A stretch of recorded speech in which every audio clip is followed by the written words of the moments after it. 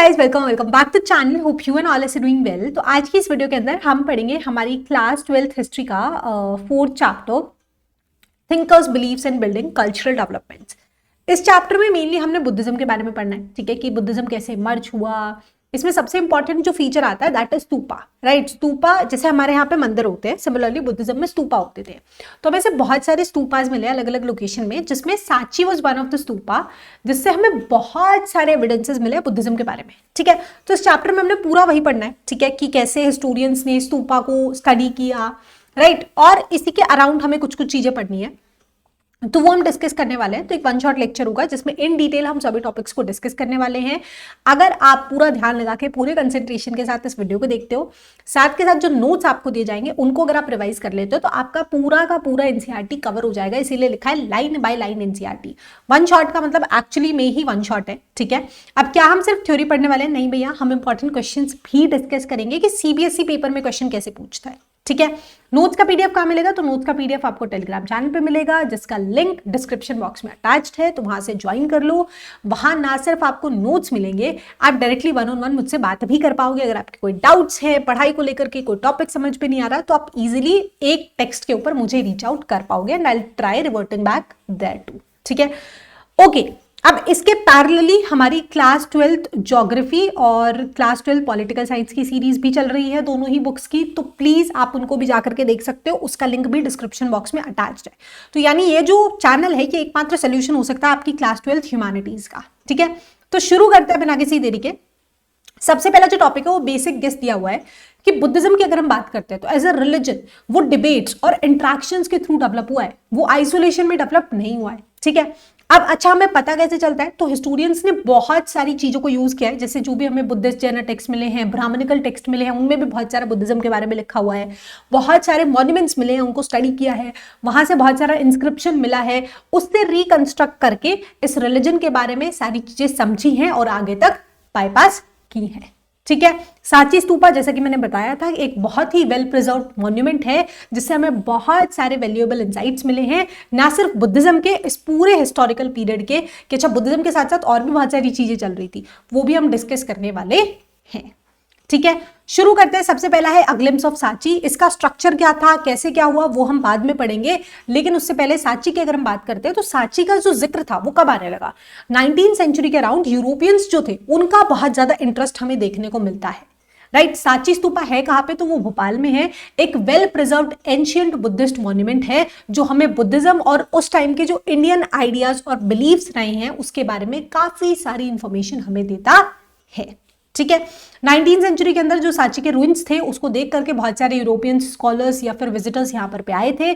उनमें से एक जो ब्रिटिश आर्कियोलॉजिस्ट थे, मेजर अलेक्जेंडर कुनिंगम, उन्होंने काफी एक्सटेंसिवली सांची को स्टडी किया, उसकी ड्राइंग्स बनाई, उसकी जो लैंग्वेज थी, स्क्रिप्ट जो थी, उसको डेसिफर करने की कोशिश की, एक्सकेवेट किया पूरे डॉम्स को, और बहुत सारी रिपोर्ट्स दी, ठीक है। और इनके काम से खुश होकर के जो उस टाइम की हमारी नवाब थी शाहजहां बेगम, उन्होंने अपने जो भी उन्होंने बुक्स या वॉल्यूम्स लिखवाई थी उसके अंदर कुनिंगम के काम को लिखा, जो भी उनकी फाइंडिंग्स थी उनको भी मेंशन किया, राइट।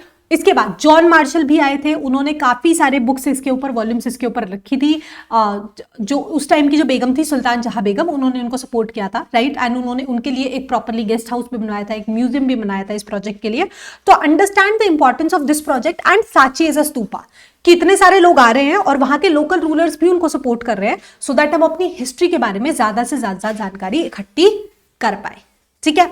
अब ये जो एफर्ट्स नहीं है, इससे फायदा ये हुआ है कि हम उस टाइम के बुद्धिज्म के बारे में बहुत सारी चीजें समझ पाए हैं, और एक ऐसी साइट जो आज के टाइम पे एक हेरिटेज साइट भी है, उसका प्रिजर्वेशन भी हो पाया है, ठीक है। यूरोपियंस की अगर हम बात करते हैं, फ्रेंच और इंग्लिश मैन, वो इतने खुश हो गए थे, वो चाहते थे कि जो इसका ईस्टर्न गेटवे है इसको उखाड़ करके हम अपने देश ले जाए, राइट। हालांकि ऐसा हुआ नहीं, उनको प्लास्टर कॉपीज दे दी गई, ठीक है। तो सांची एक बहुत इंपॉर्टेंट सोर्स रहा है हमारे लिए अभी तक इंडियन फिलॉसफी को समझने का और बुद्धिस्ट हेरिटेज को समझने का, ठीक है। पहले टॉपिक से स्टार्ट करते हैं, the background, sacrifices and debates, how Buddhism came into existence. तो सबसे पहला पॉइंट लिखा गया है कि जो मिड फर्स्ट मिलेनियम बीसी है उसको एक टर्निंग पॉइंट माना जाता है वर्ल्ड हिस्ट्री के अंदर, क्योंकि इस टाइम पे बहुत सारे इन्फ्लुएंशियल थिंकर्स आने लगे थे। जैसे ईरान के अंदर ज़रस्त्रु आने लगे थे, इसी तरीके से चाइना के अंदर कॉन्गजी आने लगे थे, सोक्रेट्स, प्लेटो, अरिस्टोटल, जिनको हम आज तक पढ़ते हैं, ग्रीस के अंदर, राइट। इंडिया के अंदर भी ऐसे हमें दो इन्फ्लुएंशियल थिंकर्स देखने को मिले थे। एक थे महावीरा, जिन्होंने जैनिज्म का पूरा प्रचार प्रसार किया, दूसरे थे गौतम बुद्ध, ठीक है, जिनका काफी अच्छा वर्चस्व रहा है, राइट। इससे पहले वाले चैप्टर में हम पढ़ के आए कि किंग्स एस्टैब्लिश हो गए थे, नई किंगडम्स आ गई थी, सिटीज आ गई थी, बहुत सारे ग्लोबल चेंजेस हमें सोसाइटी इकोनॉमी में देखने को मिल रहे थे, राइट। और ये सारी चीजें शेप कर रही थी हमारे कल्चरल लैंडस्केप्स को, राइट। अब ये जो थिंकर्स नए आने लगे, दे स्टार्टेड क्वेश्चनिंग कि यार अच्छा ऐसे चल रहा है तो ऐसे क्यों चल रहा है। जैसे भी हम आगे पढ़ेंगे नेक्स्ट स्लाइड के ऊपर कि ऋग्वेदिक काल के अंदर बहुत सारे सेक्रीफाइसेस होते थे, ट्रेडिशंस होते थे, right. So they started questioning कि क्या इनकी इंपॉर्टेंस क्या है ना। ये होता था कि जो हेड होता था वो ये सारी चीजें करता था, बड़े बड़े रिचुअल्स भी होते थे, राजसूय, अश्वमेधा, जो किंग्स या फिर चीफ्स कराते थे। सो दे स्टार्टेड क्वेश्चनिंग कि क्या इनका मतलब क्या है या फिर इनका सिग्निफिकेंस क्या है, राइट। तो हम देख रहे हैं कि फर्स्ट मिलेनियम मिड सेंचुरी को टर्निंग पॉइंट इसलिए बोला जा रहा है क्योंकि अलग अलग देशों के अंदर अलग अलग थिंकर्स आ रहे हैं जो उनके ऑलरेडी एग्जिस्टिंग बिलीव्स को क्वेश्चन कर रहे हैं और नए बिलीव्स की तरफ हमें दुनिया जाती हुई देखने को मिल रही है, ठीक है। डिबेट्स एंड डिस्कशंस, तो फिलोसोफर्स जो होते हैं अब वो डिबेट करते हैं, ठीक है। तो कुछ ग्रुप्स बन जाते हैं, कुछ ग्रुप इसको सपोर्ट कर रहे हैं, कुछ ग्रुप इस थॉट को सपोर्ट कर रहे हैं। वो जो ग्रुप का साइज है वो बढ़ता घटता रहता है, कभी लोग इसमें मिल गए, कभी लोग इसमें मिल गए, राइट। तो हमारे यहाँ पे जो टीचर्स थे महावीरा और जो गौतम बुद्ध थे, they started questioning Vedas, although they don't directly question Vedas, they just tried, उन्होंने एक सेपरेट पार्ट दिया। जैसे जो महावीरा है, जैनिज्म है, उसका कॉन्सेप्ट है कि हर चीज के अंदर लाइफ है, स्टोन्स में भी लाइफ है, राइट। तो एक हमें सिंपल जीवन जीना चाहिए। सिमिलरली जो बुद्धा है वो कहते हैं कि हमें किसी का बुरा नहीं करना चाहिए, हमें अपने मोक्ष की प्राप्ति के लिए अपने कर्तव्य सुधारने चाहिए, राइट। तो यहां पे अब हमें एम्फेसिस देखने को मिलता है इंडिविजुअल एफर्ट्स फॉर लिबरेशन, जो हम ऋग्वेदिक काल में पढ़ रहे हैं कि सेक्रीफाइसेस हो रहे हैं, जो हेड ऑफ मेंबर है वो पूरी फैमिली के लिए कर रहा है। लेकिन जो ये जो ट्रेडिशंस अब हमें देखने को मिल रहे हैं, जैनिज्म हो गया, बुद्धिज्म हो गया, वो रेदर देन कलेक्टिव एफर्ट वो इंडिविजुअल एफर्ट को प्रायोरिटी दे रहे हैं लिबरेशन के लिए, मोक्ष की प्राप्ति के लिए, ठीक है। तो बुद्धिस्ट टेक्स्ट की अगर हम बात करते हैं तो कुछ 64 टाइप्स ऑफ स्कूल्स या 64 टाइप्स ऑफ थॉट हमें देखने को मिलते हैं। तो ये दर्शाते हैं कि उस टाइम पे भी हमारी फिलोसॉफिकल डाइवर्सिटी कितनी ज्यादा थी, अलग अलग तरीके के लोग आ रहे थे। उस हिंदुइज्म पहले से एग्जिस्ट करता था, बट हिंदुइज्म के साथ साथ आपके नए तरीके के रिलीजन या नए तरीके के थॉट प्रोसेसेस उभर करके आ रहे हैं, तो हमें डाइवर्सिटी देखने को मिल रही है, राइट। तो डिबेट्स आए दिन चलते रहते थे। डिबेट्स होते कहाँ थे? कुट्टगशाला, जो इनकी झोपड़ियां होती थी, या ग्रूव्स, जो जंगल होते थे जहां पे ऐसे साधु संत रहते थे, वो बैठ करके ऐसे डिबेट्स कर रहे होते थे, ठीक है। तो ये हमारी टॉलरेंस भी दिखाती है कि कल्चर, एक रिलीजन ऑलरेडी एग्जिस्ट कर रहा है, हिंदुइज्म ऑलरेडी एग्जिस्ट कर रहा है, सनातन धर्म ऑलरेडी है, लेकिन अगर कुछ लोग कुछ डिफरेंट बिलीव्स के साथ आ रहे हैं तो उनको क्वेश्चन नहीं किया जा रहा है, वो अपने बिलीव के साथ अपनी जीवन यापन गुजार सकते हैं, ठीक है। ओके, नेक्स्ट टॉपिक पे आते हैं, तो that is preparation and preservation of Buddhist text, ठीक है। अब अगर हम बात करते हैं गौतम बुद्ध की, तो गौतम बुद्ध ने अपनी लाइफ टाइम में कोई भी टेक्स्ट नहीं लिखा, ना लिखवाया। उनकी जितनी भी टीचिंग्स थी वो ऑरली थी, डिबेट्स जो होते थे वो सब ऑरली ओपन डिस्कशन होता था। उनकी डेथ के बाद जो उनके डिसिप्लिन्स रहे हैं, राइट, उनके जो फॉलोअर्स रहे हैं, उन्होंने उनकी चीजों को लिखा है, उन्होंने जो भी संदेश दिए थे, उपदेश दिए थे, whatever they have written them, ठीक है। तो उनके लाइफ टाइम के डिस्कॉर्ड्स का हमारे पास कोई भी रिटर्न रिकॉर्ड नहीं है। उनकी डेथ के बाद उनके डिसिप्लिन्स ने, वैशाली करके एक जगह है, वहां पे सारा सब कुछ लिखा है, ठीक है। तो उन्होंने 3 पार्ट्स में या 3 टाइप के फॉर्मेट में इसको डिस्ट्रीब्यूट किया है, जिसको तिप्तिका कहा जाता है, यानी 3 बास्केट्स हम मान सकते हैं। पहली है विनय पित्तिका, यानी जिसके अंदर रूल्स लिखे हुए हैं कि अगर आपको बुद्धिज्म ज्वाइन करना है तो मोनेस्ट्री के रूल्स क्या क्या होंगे, ठीक है। दूसरा है सुत्ता पित्तिका, जिसमें बुद्धा की जितनी भी टीचिंग थी, उन्होंने जो भी उपदेश दिया, जिस भी तरीके से वो चाहते थे कि हमें ऐसे जीवन यापन करना चाहिए, ऐसे करना चाहिए, वो सब कुछ लिखा हुआ है। तीसरी है अभिधामा पित्तिका, यानी इसमें फिलोसॉफिकल एनालिसिस है कि उनके पीछे के रीजंस उन्होंने एक्सप्लेन किया है, राइट। अब जो बुद्धिस्ट स्कॉलर्स थे, उन्होंने इन 3 पार्ट्स में पूरा जो टीचिंग था, उनका जो भी टेक्स्ट था, उसको 3 पार्ट में डिवाइड कर दिया और उन सबको स्टोर कर दिया वैशाली के अंदर, राइट। धीरे धीरे उन टेक्स्ट के अंदर और भी चेंजेस होते रहे, वो डिफरेंट लैंग्वेजेस में ट्रांसलेट होती रही, उनके और इलेबोरेटेड वर्जन्स आपको देखने को मिलते हैं, राइट। तृप्तिका का रोल बताना है कि आपने 3 पार्ट्स में डिवाइड कर दिया और इनके जो डिसिप्लिन्स थे, इसी तरीके से इन टीचिंग्स को और भी अलग अलग देशों तक, अलग अलग शहरों तक, अलग अलग गांवों तक स्प्रेड करते थे। वो हम आगे पढ़ेंगे कि कैसे करते थे, ठीक है। ओके, अब बुद्धिज्म के 2 बहुत इंपॉर्टेंट टेक्स्ट हैं। एक है दीपामसा और एक है महावमसा, राइट। ये बेसिकली उनकी बायोग्राफीज हैं या क्रॉनिकल्स हैं जो उनके डिसिप्लिन्स ने लिखे हैं पूरे बुद्धिज्म के बारे में, राइट। अर्ली जो बुद्धिज्म अगर हम बात करते हैं, जो अर्ली बुद्धिस्ट टेक्स्ट होते थे वो पाली लैंग्वेज में होते थे, धीरे धीरे बाद में संस्कृत लैंग्वेज में भी उन्हें लिखा जाने लगा। यहां तक कि चाइना से भी पिलग्रिम्स जुआंगजेंग आए थे, उन्होंने यहाँ से मटेरियल को कलेक्ट किया, उसको पढ़ा और उसको फिर जाकर के चाइनीज में ट्रांसलेट किया, यानी धीरे धीरे जो बुद्धिज्म है वो बाकी नेबरिंग कंट्रीज तक भी स्प्रेड हो रहा है, ठीक है। जो इंडियन बुद्धिस्ट टीचर्स थे वो भी अक्रॉस कंट्री गए, अक्रॉस वर्ल्ड गए इंपॉर्टेंट टेक्स्ट को लेकर के बुद्धिज्म को स्प्रेड करने के लिए, ठीक है। अब ये जो मैन्युस्क्रिप्ट्स इनकी थी ये अलग अलग मोनास्ट्रीज के अंदर प्रिजर्व करके रखी गई, अलग अलग लैंग्वेजेस में, पाली में भी था, संस्कृत में भी था, चाइनीज में भी था और तिब्बतन में भी था। थ्रू आउट एशिया की बात हो रही है, ठीक है। अलग अलग जगह पे जाकर के उनके मोनेस्ट्रीज, उनके स्तूपास बनाए गए, है ना। लोग टाइमली फिर वहां पे डोनेट कर देते थे, फिर वहां पे उनके टेक्स्ट को रखा जाता था, ठीक है। ओके, ये था बुद्धिज्म के बारे में। बुद्धिज्म के बारे में हमने थोड़ा सा आइडिया ले लिया कि अच्छा बुद्धिज्म का जो एग्जिस्टेंस है वो कैसे आया, डिबेट्स के थ्रू आ रहा है, ठीक है। जो बुद्धा जो थे, जो सबसे ज्यादा नोन रहे हैं इनके, उनका हमारे पास कोई भी रिटर्न रिकॉर्ड नहीं है, उनके डिसिप्लिन ने उनकी टीचिंग्स को त्रिपिटका के अंदर लिखा हुआ है, ठीक है। अब इसी के बीच में एक छोटा सा टॉपिक आता है, जैनिज्म के बारे में भी ज्यादा नहीं पढ़ना है, बट छोटा सा टॉपिक है, beyond worldly pleasures the message of Mahavira, ठीक है। जैनिज्म ऑलरेडी इंडिया के अंदर एग्जिस्ट करता था before the birth of Mahavira, ठीक है। ये 24th तीर्थनाकर रहे हैं, स्पिरिचुअल टीचर, यानी इससे पहले 23 और स्पिरिचुअल टीचर्स रह चुके हैं, but he was the one जो सबसे ज्यादा फेमस हुए, जिनकी सबसे ज्यादा इन्फ्लुएंस हमें देखने को मिली है। तो इसीलिए हम काफी बार जैनिज्म को महावीरा के नाम से डिनोट करते हैं, लेकिन महावीरा के जन्म से पहले ही जैनिज्म इंडिया के अंदर एग्जिस्ट करता था, ठीक है। जैनिज्म का बहुत सिंपल सा फंडा है, ये कहता है कि जो भी है हमारे पास, ठीक है, हवा है, पानी है, एवरीथिंग इज अलाइव, कि हर चीज में जाना है, इस पेन में जाना है, इस लैपटॉप में जाना है, इस पेन टैब में जाना है, राइट। तो ये कहते थे कि हमें किसी के खिलाफ भी अहिंसा नहीं करनी चाहिए, ठीक है। इनका सिंपल सा प्रिंसिपल था कि सादा जीवन उच्च विचार, ठीक है। कि ये जो साइकिल है बर्थ और रीबर्थ की, कर्मा के थ्रू कंट्रोल्ड है। अगर आप अच्छे कर्म करोगे तो आपकी जिंदगी अच्छी गुजरेगी, तो आप कोशिश करो कि आप किसी को भी नुकसान ना पहुंचाओ, हानि ना पहुंचाओ, बुरा ना बोलो, बुरा ना सुनो, बुरा ना करो, राइट। ये इनका सिंपल सा फंडा था, ठीक है। इन्होंने 5 वोज लिखते हैं, जो भी जैन मंक्स और नन्स होते हैं, कि हम किसी को भी मारेंगे नहीं, किसी की भी चोरी चकारी नहीं करेंगे, झूठ नहीं बोलेंगे, सेलिबेसी ब्रह्मचारीपन आप अडॉप्ट करके रखेंगे, और किसी भी प्रॉपर्टी का पोजेशन करके नहीं रखेंगे, राइट। तो ये इन्होंने कह दिया। तो ये यही कहते हैं कि जो लिबरेशन है, जो मॉक्स है, उसके लिए आपको एस्टेजिज्म प्रैक्टिस करना पड़ेगा, तपस्या करनी पड़ेगी, राइट। आप वर्ल्ड ऑर्डर को रिनाउंस करना पड़ेगा, यानी आपको एक सिंपल सा जीवन जीना पड़ेगा, ठीक है। अब स्प्रेड ऑफ जैनिज्म की अगर हम बात करते हैं तो जैनिज्म भी अक्रॉस इंडिया स्प्रेड हुआ है। काफी सारे स्कॉलर्स ने बहुत सारे लिटरेचर लिखे हैं अलग अलग लैंग्वेजेस में, प्राकृत में, संस्कृत में, तमिल में, जो इनके टेम्पल्स के अंदर प्रिजर्व करके रखे गए हैं, इनकी लाइब्रेरीज में प्रिजर्व करके रखे गए हैं, राइट। बहुत सारे हमें स्टोन स्कल्पचर्स मिले हैं अक्रॉस इंडिया, जिनके ऊपर जैनिज्म के हमें काफी सारे वो देखने को मिले हैं। तो हम ये बोल सकते हैं कि जैनिज्म भी ऑल ओवर इंडिया एग्जिस्ट करता था, नॉर्थ से लेकर के साउथ तक, ठीक है। आगे चलते हैं, नेक्स्ट टॉपिक अगेन अपने बुद्धिज्म पे आ जाते हैं, the Buddha and the quest for enlightenment.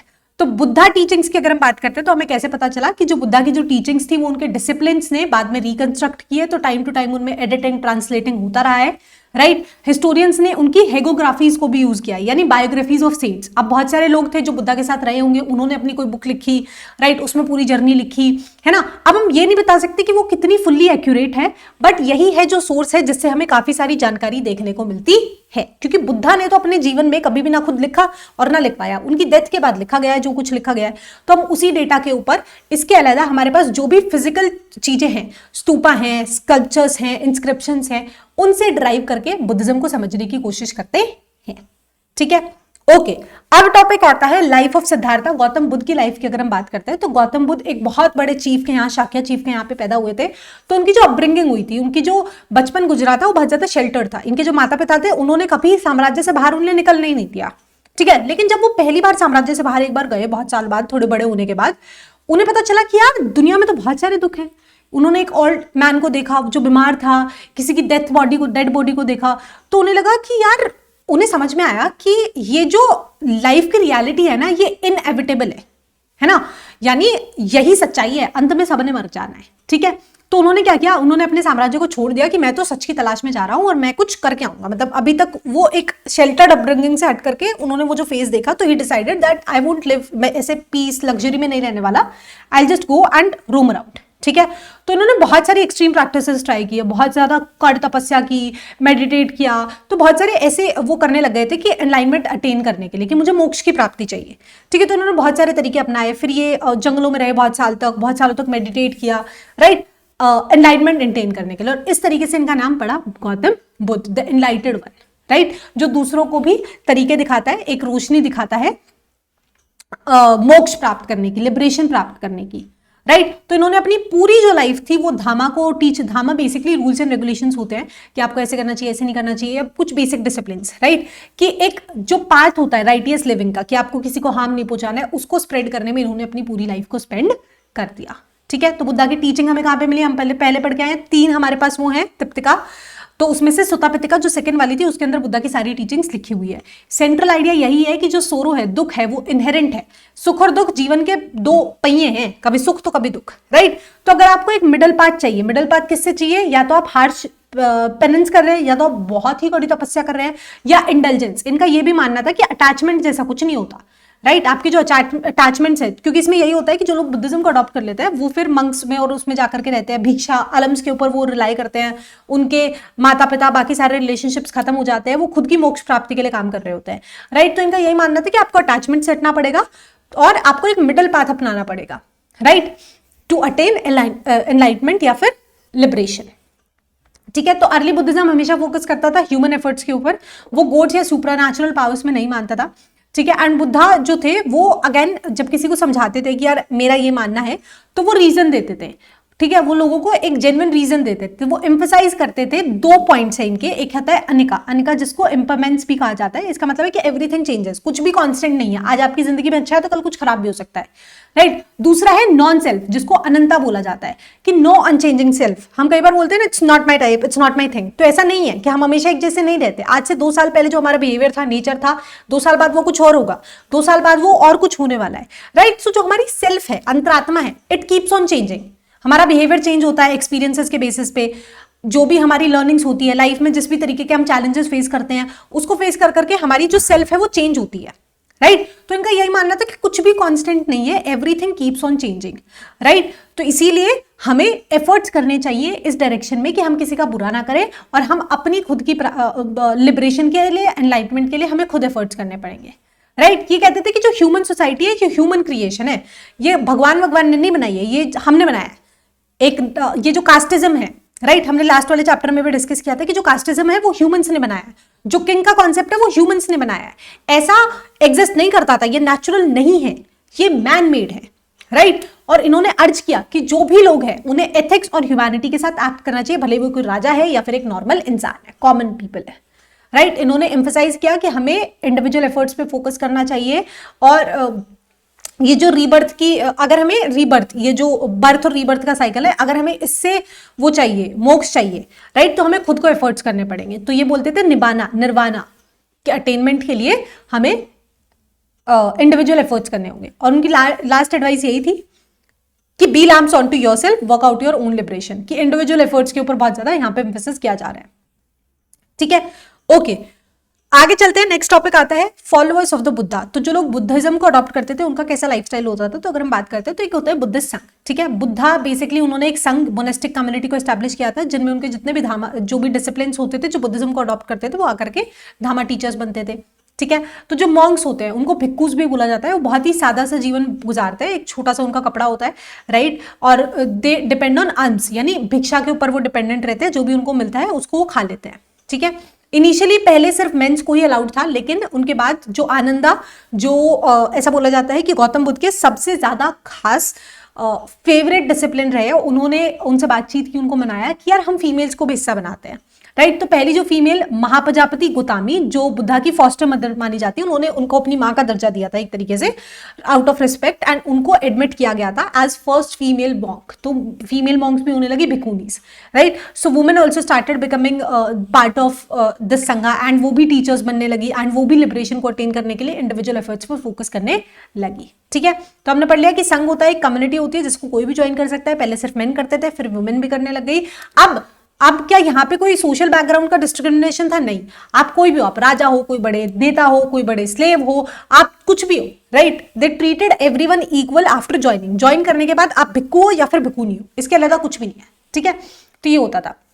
अच्छा, अब जो संघ होता था, ये लोग साथ में रहते थे, इनकी कोर वैल्यूज यही थी, मेटा यानी फेलो फीलिंग, एक दूसरे का सपोर्ट करो, कंपैशन, एक दूसरे के खिलाफ करुणा दिखाओ, राइट, सपोर्ट दिखाओ, राइट, तो यही होता था। तो इसमें सब लोग साथ में रहते थे। अब कुछ डिसीजंस अगर हम बात करते हैं तो डिसीजंस मेनली ये ट्राई किया जाता है कि एक कॉमन कंसेंसस पे आ जाते हैं, अगर नहीं आ पाते तो वोटिंग कर लेते हैं, कोई भी अगर डिसीजन लेना है, कुछ भी है इनके पास, ठीक है। धीरे धीरे बुद्धिज्म बहुत ही रैपिडली स्प्रेड होने लगता है। During the lifetime of Buddha too उन्होंने खुद बहुत अक्रॉस इंडिया ट्रैवल किया है बुद्धिज्म को स्प्रेड करने के लिए, और उसके बाद उनके डिसिप्लिन ने बहुत ज्यादा काम किया है उसको स्प्रेड करने के लिए, ठीक है। इसके बेसिक एम्फेसिस यही होते थे कि आपको एक एथिकल कंडक्ट रखना है, और वैल्यू होती थी ओवर बर्थ बेस्ड हायरार्की, कुछ भी नहीं होती थी कि आप कौन से धर्म से हो, क्या हो, फलाना, कुछ मैटर नहीं करता था। वंस यू एंटर द संघ यू ऑल आर इक्वल, ठीक है। तो क्वेश्चन भी आता है कि इंटरनल फंक्शनिंग कैसी थी, राइट, कि कौन कौन लोग अलाउड थे, फिर डिसीजंस कैसे होते थे, फिर जो कोर जो वैल्यूज थी दे रिवॉल्व्ड अराउंड एथिक्स, है ना, कि मेटा फेलो जो वो है फीलिंग, उसके ऊपर ध्यान दिया जाता था, करुणा के ऊपर एम्फेसिस किया जाता था, राइट। इसके अलावा पूछा गया trace the growth of Buddhism, कि कैसे बुद्धिज्म ग्रो हो रहा है, कि बुद्धिज्म संघ बन गए हैं, पहले सिर्फ मेल्स ज्वाइन कर रहे थे, फिर फीमेल्स ज्वाइन कर रही है, धीरे धीरे करके बुद्धिज्म स्प्रेड हो रहा है। और भी बहुत सारे पॉइंट्स आप लिख सकते हो कि अलग अलग जगह पे हमें एविडेंसेस मिले, हम जो आगे पढ़ेंगे, स्तूपास बनाए गए हैं, right. So this is one of the evidence कि कैसे बुद्धिज्म स्प्रेड हो रहा था। मेन टीचिंग्स आप बता ही सकते हो, ठीक है। ओके, तो that was about what exactly Buddhism was, कि लॉर्ड बुद्धा की लाइफ कैसी रही है, कैसे बुद्धिज्म स्प्रेड हुआ है, उनकी टीचिंग्स को किस तरीके से कोरिलेट किया गया है, राइट। अब आते हैं एक बहुत इंपॉर्टेंट टॉपिक की तरफ, विच इज स्तूपास, ठीक है, जहां से बहुत सारे क्वेश्चन आ रहे होते हैं। तो स्तूपा में सबसे पहली टर्म है चैत्या। चैत्या का मतलब होता है श्राइन या प्रेयर होल, वट, ठीक है, कि हमें सब जगह पे देखने को मिलती है, बुद्धिज्म में भी, जैनिज्म में भी, हिंदुइज्म में भी, ठीक है। ये एक नेचुरल साइट होती है। पहले क्या होता था, पहले इतने बड़े मंदिर नहीं होते थे, आज के टाइम पे तो बहुत विशाल बड़े मंदिर देखने को मिलते हैं।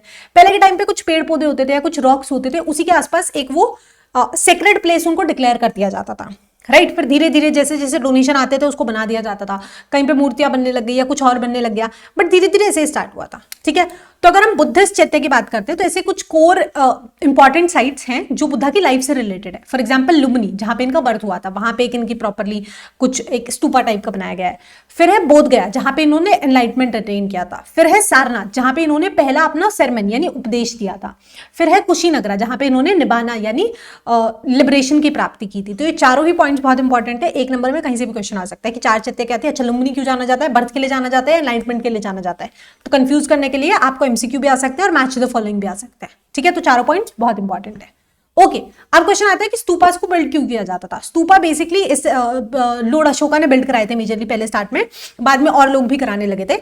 तो स्तूपा को एनश्राइन माना जाता था कि बुद्धास के जो रिलाइज हैं या उनके ऑब्जेक्ट्स जो उन्होंने यूज किए हैं, या अगर हमारे पास कुछ भी है तो उसको प्लेस करने के लिए उस पूरे स्ट्रक्चर को बनवाया जाता था। स्ट्रक्चर कैसा था वो भी हम आगे डिस्कस करेंगे, right. So they became symbol of Buddha and Buddhism, है ना। फॉर एग्जांपल टेंपल्स हमारे लिए एक प्लेस ऑफ वर्शिप है, सिमिलरली बुद्धिज्म के लिए stupas were a place of worship, ठीक है।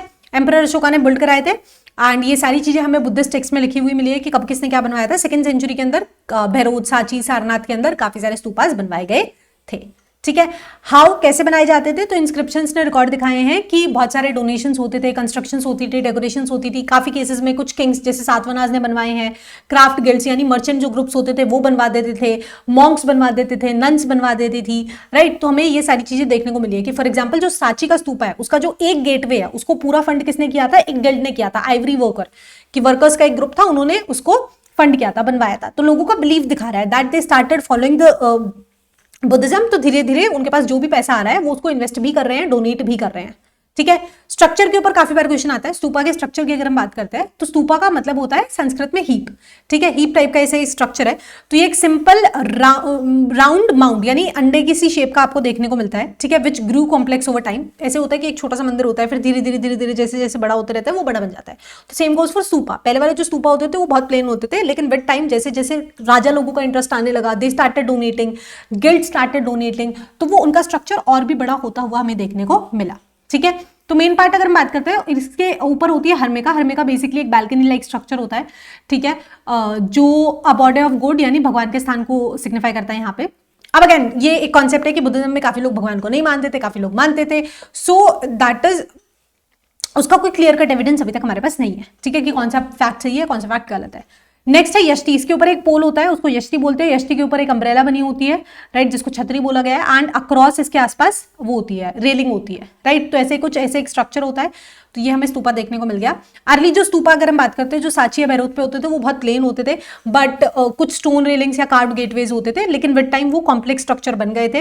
वर्शिपर्स जो होते थे वो ईस्टर्न गेटवे से एंटर करते थे, वो राउंड के क्लॉकवाइज एक चक्कर लगाते थे, सन मतलब सूर्य की दिशा के अंदर, राइट। उसके बाद और बहुत सारे बाद में और स्तूपास बने, जैसे अमरावती का जो स्तूपा था वो सबसे सुंदर स्तूपा, बहुत ही एलिगेंट सा स्तूपा था, ऐसी कुछ उसकी इमेज दिखती थी, right, which was destroyed over time. तो धीरे धीरे हमें बहुत सारे ऐसे स्तूपा के एविडेंसेस देखने को मिले हैं, राइट। स्ट्रक्चर और सिंबलिज्म ऑफ बुद्धिस्ट स्तूपा, ये आपको बताना है। तो स्ट्रक्चर के अंदर हमने जो पढ़ा कि एक माउंट लाइक स्ट्रक्चर होता था, फिर ऊपर आपकी एक यच्छी एक पोल होता था, उसके आसपास एक बालकनी होती थी हर में का, जो स्तूपा होता था उसके ईस्टर्न गेटवे से लोग एंटर करते थे, सन की डायरेक्शन में चक्कर लगाते थे, राइट। स्तूपा बनाए जाते थे कि बुद्धिस्ट के रिलेक्स या उनके जो भी ऑब्जेक्ट्स उन्होंने यूज किए उसको स्टोर करने के लिए। अंदर बाद में लॉर्ड बुद्धा की मूर्तियां भी लगी हैं बहुत सारी, right. So people go and worship there, ठीक है।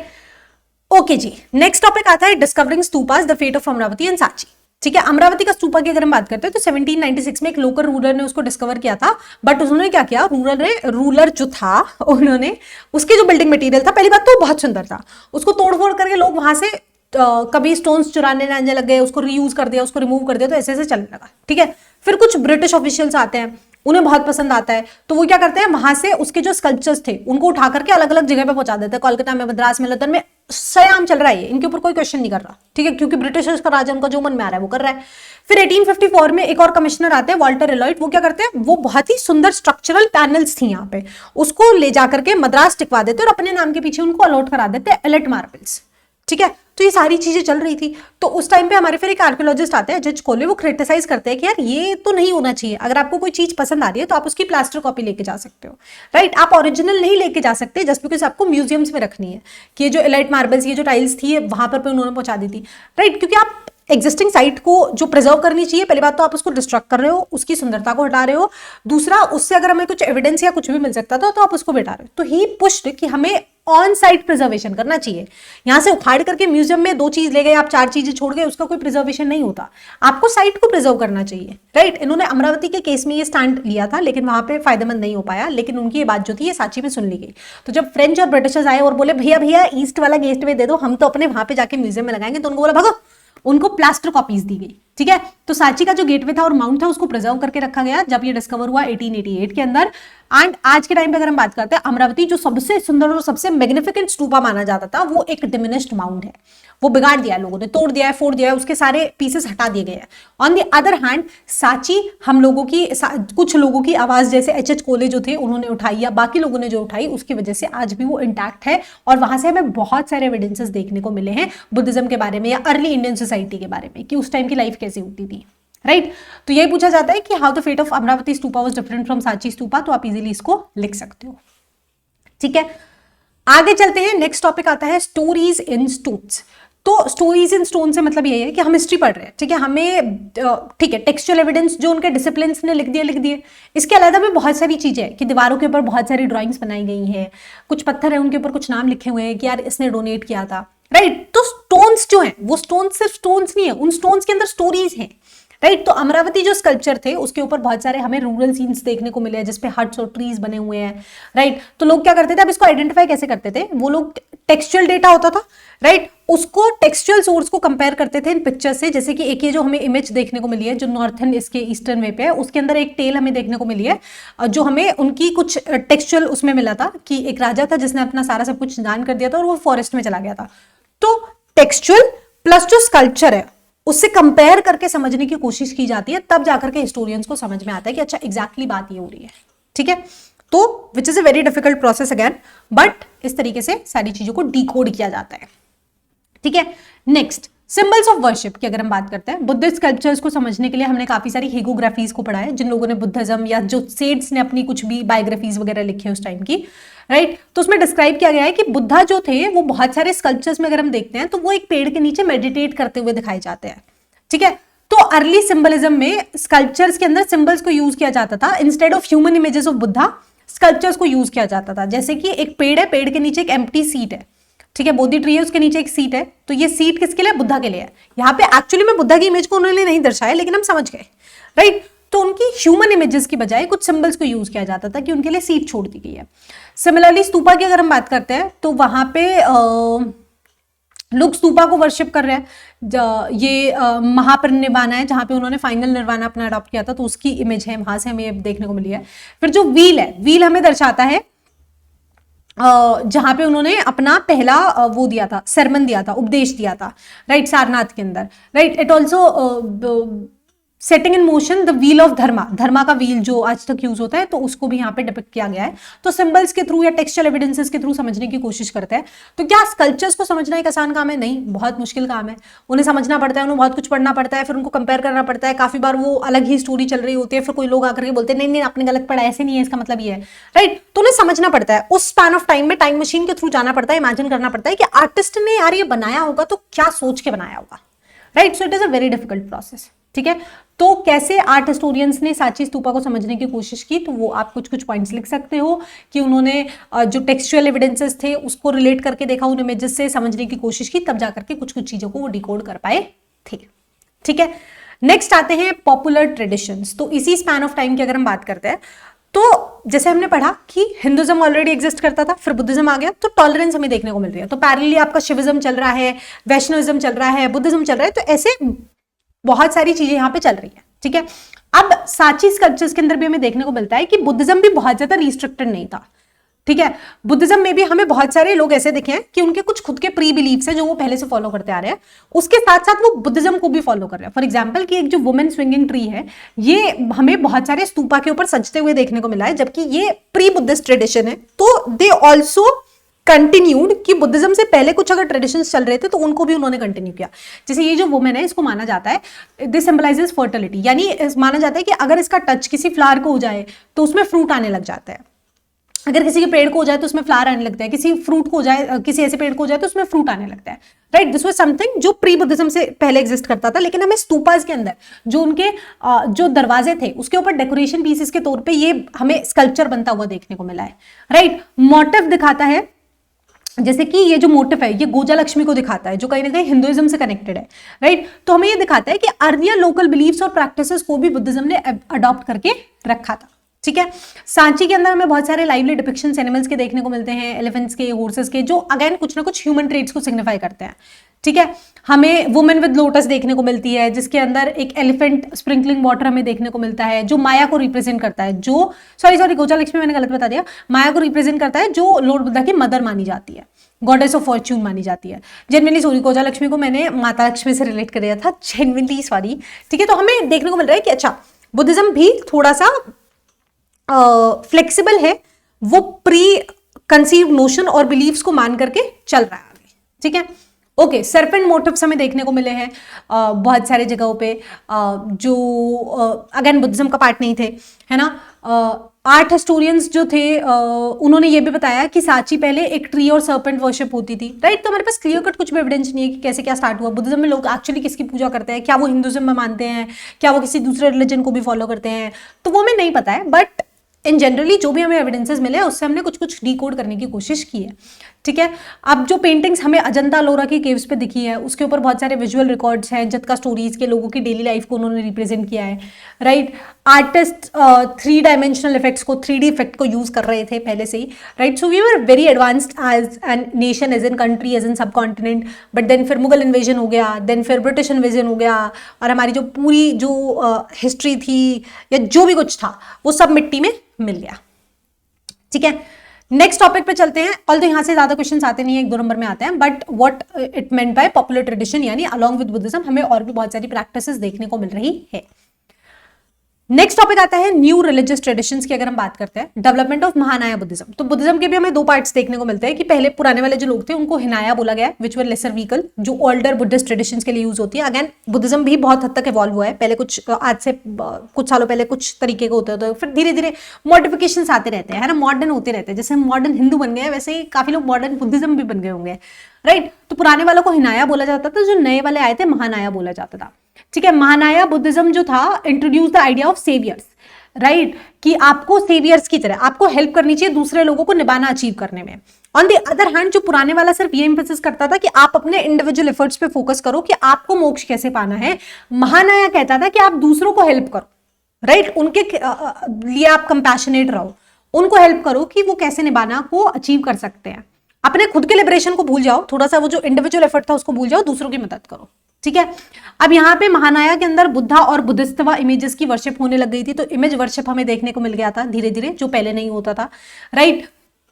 जो पहले फॉलोअर्स होते थे त्रिवेदनिस्ट, जो फॉलोअर्स ऑफ एल्डर यानी जो हिनाया ट्रेडिशंस को मानते थे, वो ओल्डर टीचिंग्स को प्रिजर्व करके रखते हैं, वो सेल्फ एफर्ट पे अभी भी फोकस करते हैं, right. On the other hand जो महानाया, जो नया ग्रुप हमें देखने को मिल रहा है, वो दूसरों की हेल्प पे फोकस कर रहा है, राइट। सेल्फ एफर्ट्स को वो उतनी इंपॉर्टेंस नहीं दे रहा है, वो इमेज वर्शिप पे आ गया है, राइट। तो फर्स्ट सेंचुरी के अराउंड हमें नए प्रैक्टिसेस और बिलीव्स बनते बिखरते हुए देखने को मिल रहे होते हैं, ठीक है। अब इसी के पैरेलली पुरानिक हिंदुइज्म की ग्रोथ हमें देखने को मिलती है। यहाँ पे भी सेवियर कॉन्सेप्ट हमें देखने को मिलते हैं कि भक्ति के थ्रू या सेक्रीफाइसेस के थ्रू लोग अपनी और दूसरों की मदद करने की कोशिश करते हैं, ठीक है। फॉर एग्जांपल वैष्णविज्म, भगवान विष्णु के 10 अवतार हैं जिन्होंने अलग अलग टाइम पे धरती को बचाया है, राइट, एविल से, बुरी शक्तियों से, तो वो सेवियर का कॉन्सेप्ट हमें यहाँ पे भी देखने को मिल रहा है। सिमिलरली शिविज्म की अगर हम बात करते हैं, इट रिप्रेजेंट्स भगवान शिव, राइट, कि जो शिवलिंग है वो, और बहुत सारे हमें शिवलिंग मतलब वो ह्यूमन फॉर्म में रिप्रेजेंट करता हुआ हमें देखने को मिल रहा है, राइट। तो बट दोनों ही पर्सनल डिवोशन को एम्फेसाइज करते हैं और क्लोज रिलेशनशिप है हमें दोनों के बीच में, डिवोटी और डीटी के बीच में देखने को मिलता है, राइट। तो बुद्धिज्म के साथ साथ हमें बहुत सारा हिंदुइज्म के अराउंड कल्चर भी मिला है ना, बहुत सारे इंटीग्रेशन भी हमें देखने को मिले हैं। तो हिस्टोरियंस इन सारे स्कल्पचर्स को पढ़ने की कोशिश करते हैं।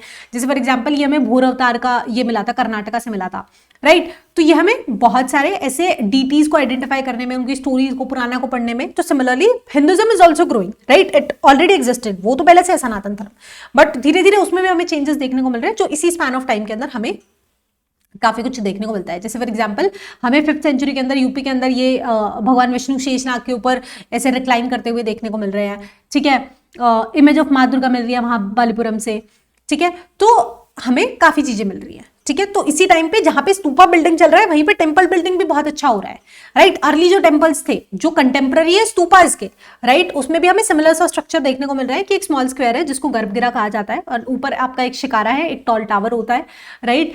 टेम्पल्स डेकोरेट होते थे अच्छे सुंदर स्कल्पचर्स के साथ, असेंबली हॉल्स उनके, अब जैसे स्तूपा पहले प्लेन होता था, फिर स्ट्रक्चर उसका बनने लग गया। सिमिलरली टेम्पल्स तो ऑलरेडी पहले से भी बहुत ज्यादा एग्जिस्ट करते थे, है ना। It is nothing new as an concept, हमने हरप्पन सिविलाइजेशन से पढ़ते आए हुए हैं, राइट। तो बड़े बड़े गेटवेज इनके भी देखने को मिल रहे हैं, असेंबली हॉल्स भी, यानी बहुत सारे टेम्पल्स हैं जो कंटेम्प्रेरी रहे हैं स्तूपास के, राइट। जब एक्सकेवेशन स्टार्ट हुआ या जब डिस्कवरी स्टार्ट हुई, तो उन सबको भी पढ़ा जाने लगा। अर्ली टेम्पल्स जो थे वो केव्स को, गुफाओं को काट करके बनाए गए थे, राइट। तो हमें ट्रेडिशंस देखने को मिलते हैं। जैसे जो कैलाशनाथ टेम्पल है, वो अलोरा केव को काट करके बनाया गया था, बहुत सुंदर है, और उसके ऊपर एक लाइन है कि उसके इंस्क्रिप्शन लिखी हुई है, कॉपर प्लेट वहां पे लगी हुई है कि जब उसको बना लिया तो वहां के जो चीफ स्कल्पचर थे जिन्होंने इसको बनाया था, जिन्होंने आइडिएट किया था, उन्होंने कहा how did I make it, कि मतलब पत्थर काट के इतना सुंदर मंदिर इतनी कम टेक्नोलॉजी के साथ कैसे बनाया, ठीक है। तो हमें ये सारे एविडेंसेस भी देखने को मिल रहे हैं। नेक्स्ट आता है, कैन वी सी एवरीथिंग, क्या हमें स्टोन्स मिल गए, हमें बिल्डिंग्स मिल गए, हमें मॉन्यूमेंट्स मिल गया, हमें टेक्स्ट मिल गया, तो क्या हमने सब कुछ डिकोड कर लिया? नहीं। इनसे हमें काफी सारी जो brick, stone buildings, paintings, sculptures जो कुछ भी मिले हैं, हमें इनसे पास्ट के बारे में बहुत कुछ देखने को मिलता है, लेकिन काफी हद तक बहुत सारी चीजें लॉस्ट हो जाती है। बहुत सारा ऐसा एविडेंस होगा जो खत्म ही हो गया होगा, हम देख भी नहीं पाए होंगे, या डैमेज हो गया होगा, ठीक है। बट व्हाटएवर जो भी हमारे पास रहता है, उससे ना हम सिर्फ पास्ट के बारे में जान पा रहे हैं, हम पास्ट आर्टिसंस की स्किल्स को भी देख रहे हैं, राइट। कि आपने केव को काट करके एक मंदिर को बना दिया है, 3D आपके पास पहले से एग्जिस्ट कर रहा है, कितने सालों पहले से स्कल्पचर्स जो आपने बनाए हैं, right. So that is also one very important part, कि आर्टिस्ट्स ने जिस तरीके से बनाया, या जो भी टेक्नोलॉजी उस टाइम पे हमारे पास एग्जिस्ट करती थी, हम उसके बारे में भी काफी कुछ जान पाते हैं, ठीक है। नेक्स्ट टॉपिक है, अच्छा ये लास्ट टॉपिक है, ग्रेपलिंग विद द अनफेमिलियर की अगर हम बात करते हैं, तो बेसिकली होता ही है, जब भी अगर लेट्स सपोज हमें किसी जगह पे भेज दिया जाए, बहुत पुरानी जगह पे, और हम वहां पे एक्सप्लोर करने बैठे, इन जनरली हमें बहुत अलग अलग तरीके के मॉन्यूमेंट्स दिखेंगे, बिल्डिंग्स दिखेंगे, स्टोन्स पे कुछ बना होगा, कुछ अलग अलग तरीके के स्कल्पचर्स दिखेंगे, कुछ बहुत सारे वेपन्स दिखेंगे, right. That would be a very new kind of experience for us. हम उसको रिलेट करने की कोशिश करेंगे कि यार क्या हमने पहले कभी ऐसा देखा है, कैसा हुआ है, ऐसा हुआ है, ऐसा हुआ है। तो सिमिलरली जब स्कॉलर्स स्टार्ट में पहली बार पढ़ने की कोशिश करते हैं, फॉर एग्जांपल जब यूरोपियन स्कॉलर्स ने इंडियन स्कल्पचर्स को मिले थे, है ना, तो उन्हें समझ नहीं आता था कि बहुत स्ट्रेंज फिगर्स होती थी कि कोई फिगर है जिसके बहुत सारे हाथ हैं, बहुत सारे मुंह हैं, एनिमल ह्यूमन का मिक्स करके एक उनको वो देखने को मिल गया है स्ट्रक्चर स्कल्पचर, तो उसको समझने में बहुत टाइम लगता था, राइट। लेकिन उससे पहले जो ग्रीक के स्कल्पचर्स थे उनकी स्टडी हो चुकी थी, ठीक है, तो वो कंपेयर करते हैं तो उन्हें समझ में आता है, उन्हें एक स्कल्पचर देखने को मिलता है विच वाज वेरी सिमिलर जो उन्हें ग्रीक के स्कल्पचर में देखने को मिला था, फिर उन्हें समझ में आता है कि अच्छा लॉर्ड बुद्धा है, एंड दे वर इन्फ्लुएंस्ड कि उसके अंदर आपका ग्रीक और इंडियन दोनों ही आर्ट मिक्स थे, बौद्ध उनके इमेजेस जब देखने को मिलते हैं, right. So they compare with different contemporary civilizations उस स्पैन ऑफ टाइम की, राइट। तो हमें बहुत सारे ग्रीको बुद्धिस्ट कल्चर्स मिले हैं, तक्षशिला, पेशावर, इन सब जगह में, which somehow connects us to the point कि अच्छा ग्रीस और इंडिया का उस टाइम पे कुछ ना कुछ रिलेशनशिप रहा होगा, तो बुद्धिज्म वहां पे भी स्प्रेड हुआ था, वहां पे तक भी गया था, तो वहां पे सेम कल्चर्स हमें देखने को मिल रहे हैं। नेक्स्ट, ओके, अब नेक्स्ट है if text and images do not match. हमने पढ़ा कि यार अच्छा टेक्स्ट में जो स्टोरी पढ़ी उससे फिर वो रिलेट कर लेते थे कि अच्छा ये जो ड्रॉ किया हुआ है ये वो स्टोरी है, ये वो कनेक्शन है, यानी वो जो सीट उन्होंने खाली छोड़ी है बोधि ट्री के नीचे, हमें समझ में आया कि वो लॉर्ड बुद्धा के लिए छोड़ी हुई है, राइट। बट एट टाइम्स ऐसा होता था कि जो टेक्स्ट में लिखा हुआ है और जो इमेजेस है वो मैच नहीं कर पा रही होती थी, या वही सेम इमेज को लेकर के दो डिफरेंट टेक्स्ट में दो अलग बातें लिखी हुई हैं। जैसे फॉर एग्जाम्पल महाबलीपुरम पे जो स्कल्पचर है इसको लेकर के दो अजम्पशंस है। कुछ लोग बोलते हैं कि जब गंगा रिवर हेवन से आई थी, ये उस स्टोरी को डिपिक्ट कर रहा है। कुछ लोग बोलते हैं कि ये जो अर्जुन ने तपस्या की थी अपने वेपन्स को वापस पाने के लिए, उस स्टोरी को डिपिक्ट कर रहा है, राइट। तो बहुत सारा हमें एविडेंस मिल जाता है, उससे हमें बहुत सारी इंफॉर्मेशन भी मिल जाती है, लेकिन स्टिल जो लोग कर रहे होते हैं उसमें बहुत सारा ऐसा पार्ट ऑफ इंफॉर्मेशन भी होता है जिसको हम कभी क्रैक नहीं कर पाते, डिकोड नहीं कर पाते हैं, राइट। तो क्योंकि हमारे पास कुछ क्लियर कट ऐसे लिखा नहीं हुआ ना कि अच्छा इस राजा ने खुद ने लिखवा दिया, ठीक है, उस टाइम तक उतनी वो चीजें होती भी नहीं थी, अगर थे तो मे बी वो टेक्स्ट हमारे से लूज अप हो गए होंगे विद टाइम। उन टेक्स्ट के अंदर बहुत सारी एडिटिंग हुआ है, बहुत सारा ट्रांसलेशन हुआ है, right. So that's how history is, ठीक है। तो we always grapple with unfamiliar, है ना, and there have been times जहां पे हमारे टेक्स्ट और इमेजेस मैच नहीं कर रहे होते हैं, बट यहाँ पे हमारा चैप्टर खत्म होता है। चैप्टर के अंदर कुछ कुछ टॉपिक्स थे जहां से क्वेश्चंस बहुत कम आ रहे होते हैं, जैसे ये वाला आपका जो लास्ट हमने जो भी पढ़ा बहुत कम आ रहा होता है। मेजर क्वेश्चन की अगर हम बात करते हैं तो वो आएगा स्तूपा से रिलेटेड, कि उसके स्ट्रक्चर को लेकर के क्यों बनाया जाता था, कैसे बनाया जाता था, ठीक है। टीचिंग्स के रिलेटेड कि बुद्धा की टीचिंग्स को कैसे, जो वो त्रिपिटका का कॉन्सेप्ट हमने पढ़ा था, विनय पिटका, सुत्ता पिटका और अभिधामा पिटका, राइट, कैसे स्प्रेड हुई। स्तूपास का क्या रेलेवेंस था, कुछ एक दो नंबर में आ सकते हैं कि लुबनी में स्तूपा क्यों बनाया गया, क्योंकि वहां पे उनका बर्थ हुआ था, वो जो 4 महीने पढ़ाए थे उनको याद कर लेना। स्तूपा हो गया, टीचिंग्स हो गया, इसके अलावा आ सकता है तो आपके पास वो आ सकता है कि वो बुद्धिज्म संघ के बारे में आ सकता है कि उनका लाइफस्टाइल कैसा था, राइट। तो बुद्धिज्म के अराउंड क्वेश्चन आ सकते हैं। तो चैप्टर वाज इजी, कुछ टॉपिक्स थे जो बिल्कुल स्ट्रेट फॉरवर्ड थे और यहीं से क्वेश्चन आ रहे होते हैं, बाकी कुछ कुछ पार्ट और हमारे एनसीईआरटी में दिया गया है just to understand history in a better way, right. History को हमें सिर्फ हिस्ट्री की तरफ से नहीं समझना, हमें ये भी समझना है कि कैसे हिस्टोरियंस ने उसको क्रैक किया, कैसे डिकोड किया, क्या क्या प्रॉब्लम्स उन्होंने फेस की, राइट, एंड कैसे ये कनेक्ट करके स्टोरी बन रही होती है, ठीक है। तो आई होप आपको वीडियो पसंद आया होगा। अगर वीडियो अच्छा लगा हो तो दोस्तों के साथ शेयर कर देना, लाइक कर देना, कमेंट कर देना, सब्सक्राइब कर देना, और नहीं पसंद आया तो वो भी कमेंट पे प्लीज प्लीज नोट डाउन कर देना। याद से टेलीग्राम चैनल को ज्वाइन कर लेना। So that's all for today, see you in next, bye bye.